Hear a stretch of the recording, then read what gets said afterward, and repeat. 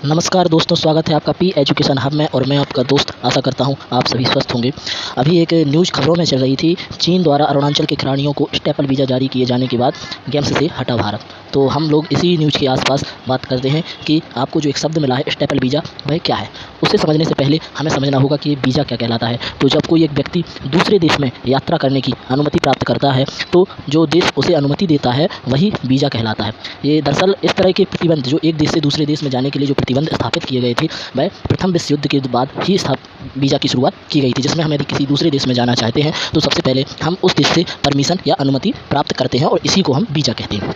अब हम समझते हैं कि स्टेपल वीज़ा क्या कहलाता है। तो सबसे पहले एक न्यूज़ को हम पढ़ते हैं कि स्टेपल वीज़ा जारी नहीं किया गया, जिससे भारत ने वहाँ होने वाले world university game wushu team भेजने से इनकार कर दिया। दरअसल यह पूरी जो कॉन्फ्लिक्ट है वह अरुणाचल प्रदेश, जो कि हमारा भारत का अभिन्न अंग है, उससे संबंधित है। अरुणाचल प्रदेश के 3 खिलाड़ी जो कि वुशु खेल से संबंधित यूनिवर्सिटी गेम के लिए चीन जाने वाले थे। जब उन्होंने वीज़ा के लिए अनुमति प्राप्त की तो चीन ने उन्हें स्टेपल वीज़ा दे दिया। अब हम समझते हैं कि स्टेपल वीज़ा क्या है।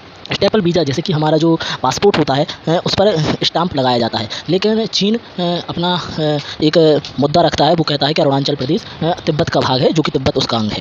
तो उसने उन खिलाड़ियों को वीज़ा स्टैम्प पासपोर्ट पे ना लगा करके एक पर्ची या एक कागज़ पर स्टैम्प लगा करके और उस कागज़ को वीज़ा से पिन कर दिया या स्टेपल कर दिया और इस तरह से एक पासपोर्ट जारी किया। और चीन ने यह अरुणाचल प्रदेश के नागरिकों के साथ ही ऐसा करता है और इसकी शुरुआत वह 2009 से कर रहा है। यह आज की बात नहीं है, 2009 से ही इस प्रकार स्टेपल वीज़ा अरुणाचल प्रदेश के नागरिकों को चीन द्वारा जारी किया जाता रहा है।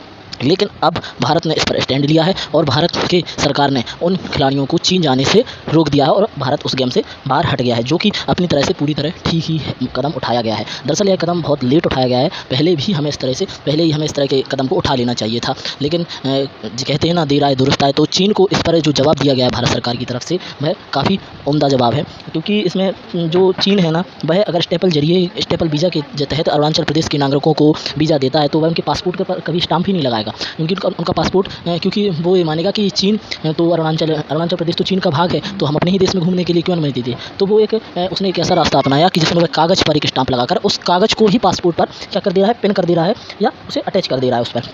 तो यह था आपका स्टेपल वीज़ा, जिस पर पूरा विवाद छिड़ा और उसके बाद भारतीय टीम के 3 खिलाड़ी जो कि वुशु गेम से वर्ल्ड कप से बाहर हो गए और उन्होंने अपना नाम वापस ले लिया है। और भारत का यह कदम बहुत ही सराहनीय कदम है और चीन को इस बात को समझ जाना बहुत ज़रूरी है कि इस तरह के मुद्दे उठाकर वह कुछ नहीं कर रहा है। भारत को जो उकसा रहा है उसमें उसकी राजनीति भी प्रभावित होगी। भारत एक मजबूत लोकतांत्रिक देश है और इस तरह की किसी भी जो चीन के द्वारा उठाए गए कदम हैं या मंसूबे हैं, उन्हें भारत किसी भी कामयाब होने नहीं देगा। और इसी के साथ अगर आपको यह स्टेपल वीज़ा की जानकारी पसंद आई हो तो वीडियो को लाइक शेयर करके चैनल को अपना प्यार करें और सब्सक्राइब करें। धन्यवाद।